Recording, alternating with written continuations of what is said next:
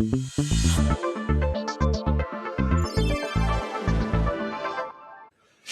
hello and welcome back to Pest Control Unlocked. My name is Konstantin Schwartz. As you can tell, we're coming in a different format for you today. There's two reasons. First and foremost, I have a really good guest. And secondly, we want to discuss an issue that the pest control industry, if it's not facing it already, will be facing fairly soon. SCARs are challenging, but PFAS is probably one of those challenges that this industry faces that will be a lot longer and probably have more lasting effects. PFAS are also known as forever chemicals, so you may have heard that. So a nice media-friendly, consumer-friendly term. So my guest, without further ado, is Dr. Matt Freitag, who holds a PhD in chemistry. I've known and worked with Matt for some time.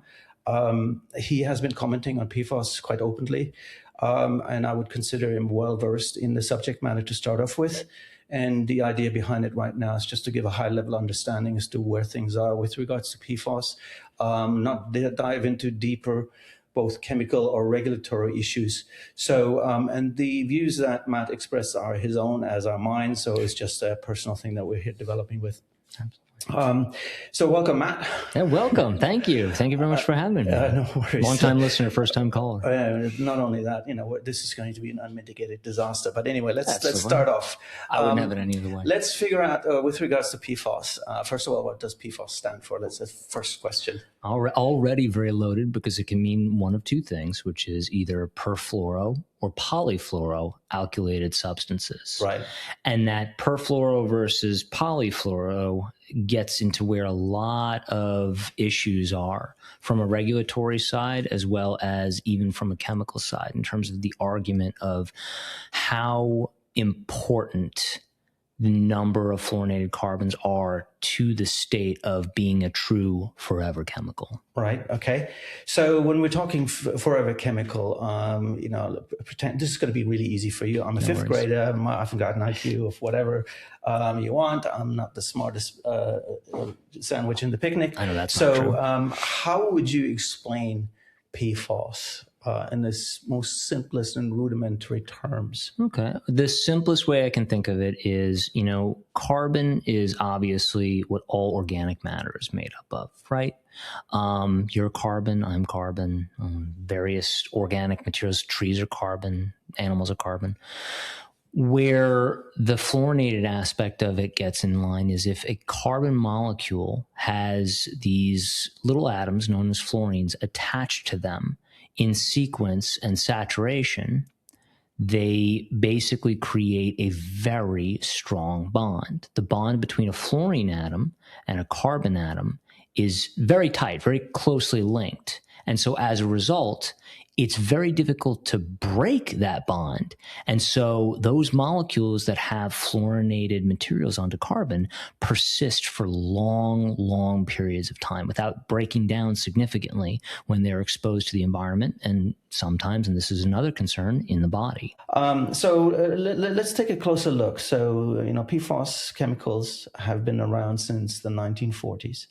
And how come it's taken us so long to figure out the danger, that these chemicals bring for us and their environmental fate? Well, I think first of all, a lot of that comes down with the low levels of detection that we've had for these molecules. We are looking at them in terms of concern in the part per billion or even part per trillion in some instances. And those detection limits have not been around for very long. Over the past 30 or 40 years, our equipment for detecting these types of molecules in those quantities has gotten a lot better. But it still is in such a low quantity that up until recently, based off of more significant studies and more significant analytical results in terms of correlations of health problems and environmental problems, we did not realize that the buildup of these materials over significantly elaborated periods of time could result in significant environmental contamination as well as potential health hazards. So it's just a question of the fact that it's taken so long for us to basically correspond such a low level of detriment, let's call it. Right. So in terms of health hazards, how does that manifest itself? I mean, what are some of the things that I'm assuming it's carcinogenic. Yeah, well, yeah, and this is where it becomes very cloudy and very difficult to say anything definitive, because there have been a lot of studies as of recently and a lot of, let's call it, scrutiny over PFAS as a class. And so when we talk about specific molecules like PFOA and PFOS, there is a definitive link between those molecules and carcinogenic activity. But the classification of PFAS goes towards an enormous number of chemicals, thousands, and depending on if we take the definition to be a single carbon of saturation with fluorine, then it can be tens of or even hundreds of thousands of molecules. And so from that perspective, we don't want to lump them all in together. But in a generalized fashion, what many studies have been showing, and they are continuing to report, is that the accumulation of these molecules within the body creates significant potentials for things such as development concerns for children, infertility, weight gain in some studies, as well as obviously carcinogenic responses. Now, again, these have not been fully divested. There's not been sufficient proof in the causation of these types of health effects, but there is a consistent corollary action in the literature. So there's a very high likelihood that we are going to find that these specific molecules do not have, very positive health effects for us. Okay. So then the next question is, if we're looking such a broad spectrum of molecules as potential sources of potential issues and challenges, I would say that how do we categorize them in such a way that we're able to sift out the ones that are, truly very bad and need to be going straight away? And how do we say, well, these others may or may not, in terms of categorizing them in terms of level of impact on the environment and humans? Is there a way? Does the regulatory authority, do they have anything to go by, or? And that's going to be the strongest perspective on this moving forward, right? Because there are many regulatory bodies right now that want to overcorrect, in my opinion, where they want to basically say that anything is fluorinated, let's get rid of it as a whole, whereas there's going to be significant amounts of other definitions that are following. I think that the EPA definition right now is the one that is the most consistent and makes the most sense. But I do think that this is more going to be a scenario where we have to do it as a case-by-case basis for molecules. There's going to be a lot of molecules that get wrapped up into this scenario, and that's going to affect an enormous amount of industries. Of course, the pest control industry, but fluorinated materials are pretty much in every form of household good or product that you can think of. There's examples of fluorinated materials in pretty much everything that we buy and use in our homes. So I think that this has the potential for us to really reevaluate the industry as a whole and see where we actually can provide the limitations that are necessary to make sure that we're not impacting human health. So one of the things I've heard, and correct me if I'm wrong on this one. So I've heard that you may have a safe chemical, safe formulation, and you as a pest control operator do an application, and that particular application in the process as you're applying it can turn into a potential PFAS contaminated liquid. You release it into the environment. So the question is that the case? Do we need to worry about things like that, or?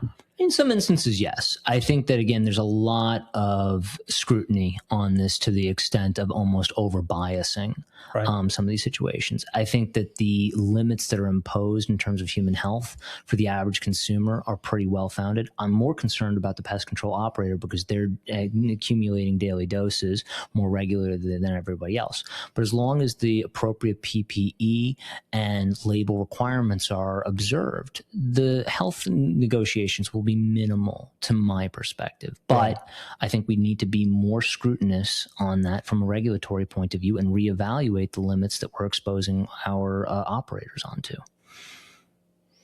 Okay. So I mean, which products are currently, on the high target list with regards to PFAS, potential PFAS dangers to pest control operators? I don't want to single out any specific industry, but the one that we see that's probably the most significant right now is termite related products, because the vast majority of them utilize fluorinated materials or fluorinated backbones. So we're talking about baits most highly. Beyond all, there's very limited numbers of baits that are not fluorinated molecules. But we are also potentially talking about even the liquid insecticides that are being used to eliminate these target pests. Okay, so basically, let's just go from worst case scenario is if you're an operator, there's a likelihood, whatever the strength of that likelihood is going to be still to be determined, but there's a likelihood that a lot of the products will come under scrutiny, will need to be reevaluated in terms of the impact on the environment, impact on operators, and impact onto whatever is being treated. Absolutely. Is that a fair statement then? It's a very fair statement. I think the good or bad news, depending on where you take it, is that scrutiny is probably going to start on the state level more so than on a federal level for a lot of these materials. But there are certainly many of those baits that actually act as PFAS on the EPA definition as well. So they're probably already under significant scrutiny. And in some ways, this could be a great opportunity for the industry to reinvigorate their innovation side for these baits, as well as how they tackle some of these pests. But it is going to be a very significant challenge if we don't appropriately react within the right period of time. Yeah, I want to park the innovation side for just 1 second, because one thing I do want to focus in on is on the science side. So the example I just want to throw out and see how this stacks up for the PFAS situation is, if you look at glue boards, particularly in California now, a lot of municipalities are banning them to start off with, not only for rodents, but potentially for insects as well. Even though counselors are being made aware of the potential public health impact and the purpose that they're serving, and is to, from a monitoring device situation, and also actually capturing targets in order to understand what is going on. So looking at that and transposing that to the PFAS situation, what is the likelihood of the science being ignored or dismissed, or not being taken into account?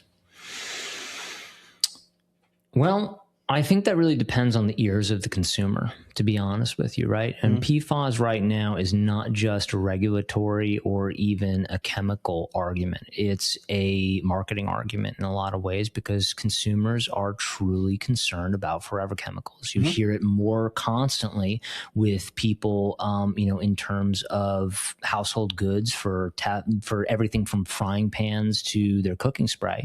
But people are very concerned about this, and every day there's a new article about tap water contaminated with PFAS. I think that concern is probably going to aggrandize the issue more so than some of the other regulatory actions, more so than some of the other even environmental impacts as a whole, because the industry is going to listen to what the consumer demands, regardless of what the actual statements of the regulatory body or the scientific bodies say. So somewhere down the line, then, would you see, this product is PFAS free, but then the argument can be made, it can come in touch with something else that is not related necessarily to the product and how it's being presented, and then it becomes a carrier of PFAS. Is that a possibility? I think we're already seeing that. I've seen a couple of mostly cookware based operations where they're sitting there and promoting PFAS free products. I think it's only a matter of time whether regulatory action is basically rectifying this issue or not, we're going to see more advertisements for trying to promote a PFAS-free style of products. I can't promise that that's going to happen in pest control, especially under certain pest categories, but I do think that we're going to see it within the realm of a lot of 25B-based products and organic products for sure. Right. Okay, that makes it really good. So that kind of leads us now into innovation a little bit in terms of taking a look at other product categories, going outside of products that are toxicant for all intensive purposes. So if we're looking at biologicals and things like that, so if I have a biological, let's say some sort of natural oil, and I put it into a plastic container, does that become a PFAS source? Well, first of all, plastic does not necessarily mean PFAS, but True, fair enough. But if there is potential plastic fluorination, and if there is fluorinated materials in that plastic, there's a possibility that it could let's leach. say it's in fluorinated HDPE bottle. Yeah. Right. You put your botanical in there to not only give it better shelf life, but it looks properly on the shelf, because a lot of that is being utilized to prevent the bottles collapsing. But so we have that packaging, we have a biological in there, I don't know, some sort of oil. Whatever you want. I'm not too fussed about it. But anyway, so you're buying that. So you're basically buying a botanical, get my definition straight, a botanical in an HDPE bottle that has been fluorinated. So you're buying a PFAS product, basically, and you're putting PFAS out in the environment. Depending on how you want to view the limitations, depending on how you want to view the potential of leaching of that product, the answer is yes. There is a potential that a consumer would buy that off the shelf and unknowingly be exposing themselves to very small, let's be very clear about that, very small, but some contamination of PFAS. Yeah, but any small exposure, you add multiples of that, and you've got a serious exposure level to start off with. So that's how I would see the danger. And I don't know, would you agree with that? I completely agree. It's an accumulation, and that's part of the problem here, is that it's not just one, like we talked about, it's not just one industry that's having this. It's not just one product that's having this. So if you have a situation where somebody is being exposed to just a couple parts per billion here, a couple parts per billion there, it doesn't seem like it's a very significant issue, but it's starts to accumulate, and the fact that it is not readily degrading in the body can create a very significant prolonged effect for some molecules. Again, there's a lot to be discovered in terms of how that actually directly affects human health. Okay. All right, cool. So if we were to look in the crystal ball, let's say 2030, 2035, do you see a complete ban of PFAS materials for the pest control industry? Are we still fighting that battle, or are we looking at from chemical safety point of view, are we going to handle that within the business differently? Because chemicals are an integral part, right? So what is your view on that then? I think that obviously I have no crystal ball. But Shucks. if I can be blunt, I think that there's a very real possibility that we do see bans, at least limited in terms of some scope, to PFAS-based products. I don't know if it'll be a unilateral or uniform regulatory change, but I think that we will definitely be seeing a lot of products with that type of scrutiny taken off the shelves. I think that the good news is that will be very slow. I don't think that it'll be completely commensurate to the 2020, 2030, 2035, and I don't think it's going to be in a uniform fashion across North America. But if certain administrations, are put into place, I think that there's a real possibility that does happen. I think that there's a lot of pressure from the regulators to come strong against these molecules, and that could create an overcorrection. It's very possible. Right. So what do you, in your view, what are some of the solutions then to take a look at as to how we can sort of mitigate the issue to start off with? You mentioned termiticides.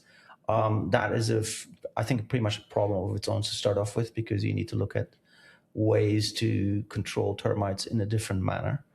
So that's that. But for just in general pest control, whether we're talking crawling, flying insects, anything along those lines, what do you see in that space? Will it be based on chemistries that are formulated differently, packaging that is addressed differently, how we deliver products, or what are some of the other solutions that you see? I think the packaging is going to be pretty self-sufficient. I think the good news is, with a lot of fluorinated packaging out there, many of those choices that are being made are cosmetic. There's many instances where people are choosing to fluorinate their packages to protect the package, not protect the product.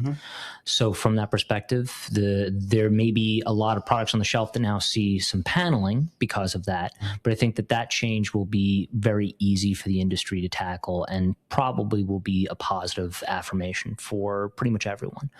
But as far as potential innovations down the road, I think there's a lot of different directions the industry could take. There are definitely things I would love to see the industry kind of move forward with. But I think it's going to depend on, one, the demands of the consumer, and two, whether or not the space is actually capable of pivoting due to regulatory constraints. One of the things you talked about, which is botanicals, and we could go into that's another one that has a lot of different lexicon, a lot of different definitions to it.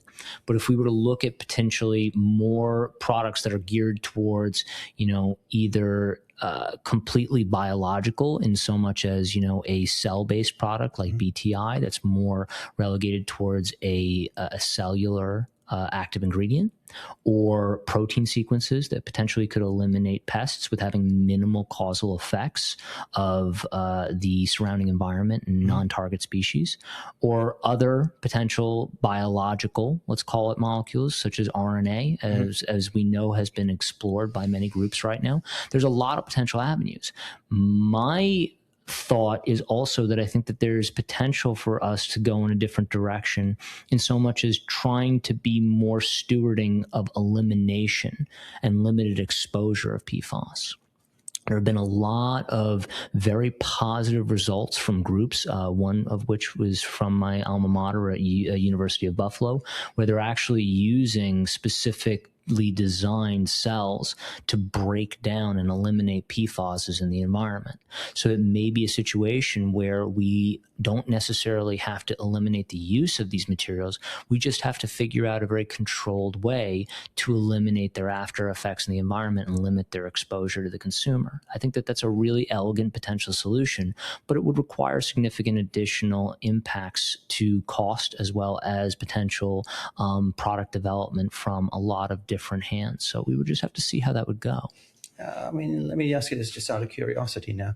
So if you've got a molecule that is difficult to break down and you're going to expose it to another molecule that is able to break that down, for some reason in my head, it just kind of works out that that new molecule that's supposed to break down the one that's really solid is going to be harder to break down afterwards. Is that, are we not kind of perpetuating a problem then all of a sudden? Well, no, don't get me wrong. I'm all for the opportunity of creating problems by making more solutions. So I do see what your point is. But in this instance, I think that concern is somewhat limited with the example that I'm using of cellular breakdown, the way that they have orchestrated this. And the problem right now is that they're nowhere near scale up with that type of product, to my knowledge. Right. But basically the issue is that when the cells take up the fluorinated molecules, they break them down into organic components and somewhat alternative fluorinated materials that are not fluorocarbons, mostly HF and other things. So these could be caustic and potentially difficult to eliminate, but they're easier to handle and remove from the environment. So that's a potential solution. Other solutions include, potential breakdown, mechanical breakdown. So it's not a situation where you're exposing PFAS to more robust molecules. It's a situation where you're just mechanically and physically breaking the molecule down, and the resulting byproducts that are existing are easier to filter out in the environment. That would potentially be some of the solutions that we could impose. Okay. So going forwards, and we see PFAS as an issue. It's going to raise its ugly head fairly soon because, certainly the media will pick it up, once it becomes the mot du jour. So the question now is, what can one do to address this situation from an industry perspective, as an individual operator? Is there ways of sort of galvanizing support for certain things, for certain actions? And again, I'm thinking of the glue board situation, but I'm also thinking back, the days when CFC became an issue, or even when individual molecules, whether it's organophosphates or carbamates and everything else, they got knocked out. We'd be better prepared, because somewhere along the line, what you're doing is you're losing tools that are super important to the business to start off with. And somewhere along the line, there's only so many tools you can afford to lose. So what are your thoughts with regards to how to address this challenge in a democratic, reasonable way? Well, I think that it's definitely up to the industry to make sure that they are limiting the exposure to the environment of some of these materials. I think that that's a part of the reason why there's been so much regulatory action.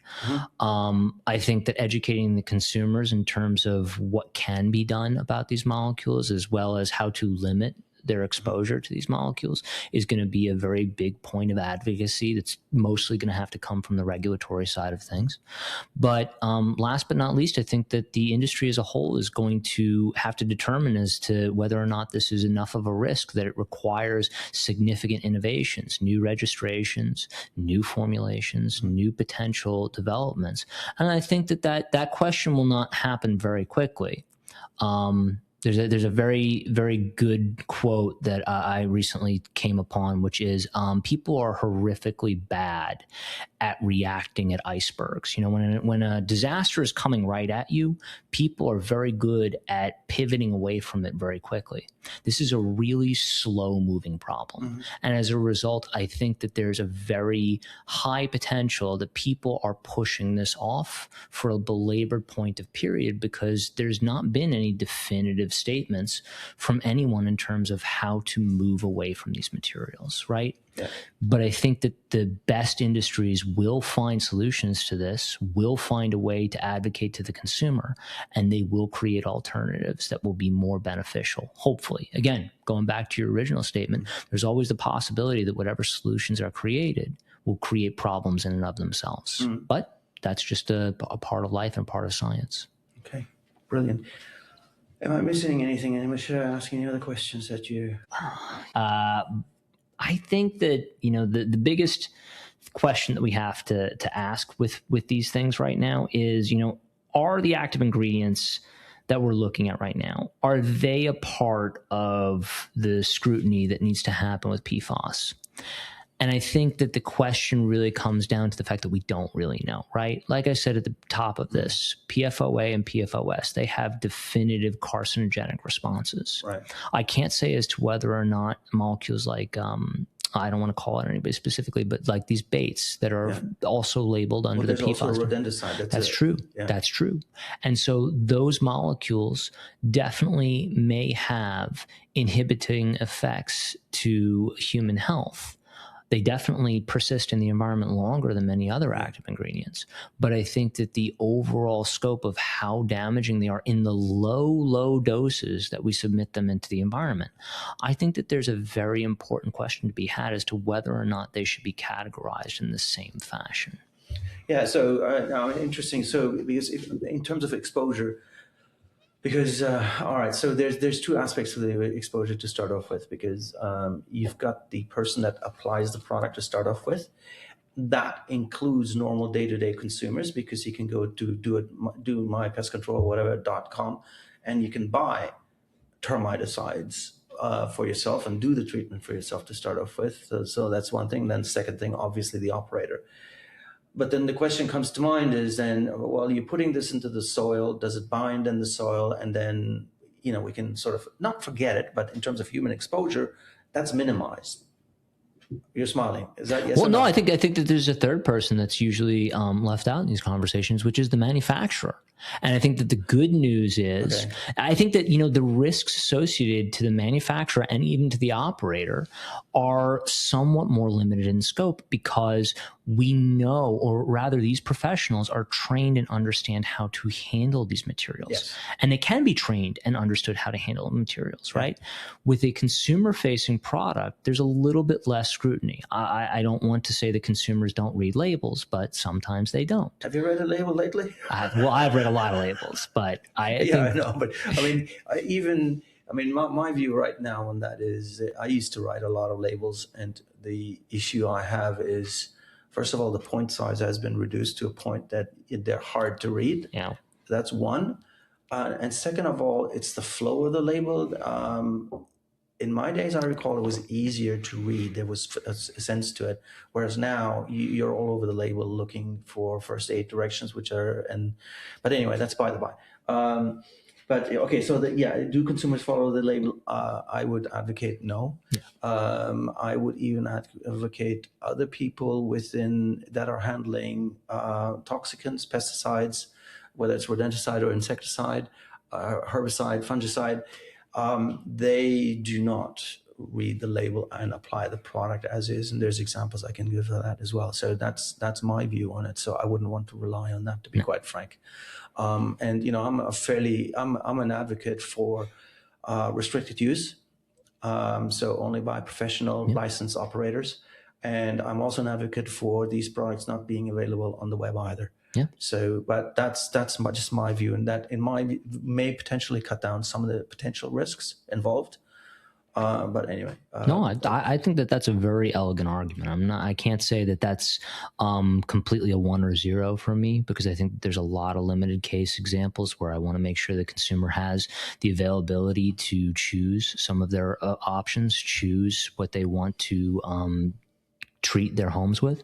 But I do agree with you in terms of, especially when it comes to fluorinated materials, if they're under as much scrutiny and potential consumer health issues as we think they are, it's a good moment where maybe we should really be putting these into specific trained individuals. Maybe we should be having specific trainings towards professional operators in the use and handling of PFAS. That might be the most elegant solution in this, and really would help to eliminate some of the unintended exposures that we're concerned about. Yeah, but anyway, we'll see. All right. Any other issues, concerns that you have? Many. Not on PFAS, just the world as a whole. But I'm not going to get into that. That's another topic for another day. That's fine. But anyway, I mean, it is a significant issue, and anyway, so we'll see. So this is where we'll close off to start off with. Thank you, Matt, for joining. And you know, hopefully we'll see you soon, and then maybe do a deep dive, maybe even potentially push the boat way out and have a live stream so we can answer people from the outside. Geez. Okay, yeah, don't be so excited. It's good. Don't worry. All right, sure. Anyway, thanks a lot. Appreciate it. And yeah, we'll see how that goes the next time around. Take it easy. Thanks. Appreciate it.